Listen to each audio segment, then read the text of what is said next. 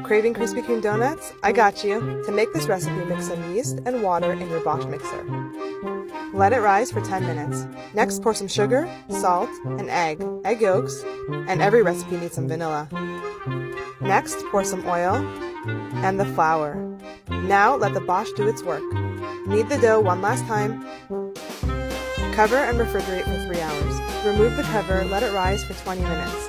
Roll it out. Next, take any glass cup. Make circles in your dough. Here comes the fun part. Take something small and just pop out the middle.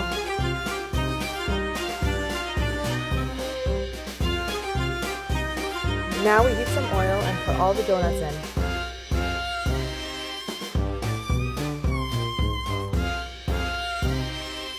Now we're going to make the glaze with some powdered sugar, vanilla extract, and some water. Just mix and dip each donut inside.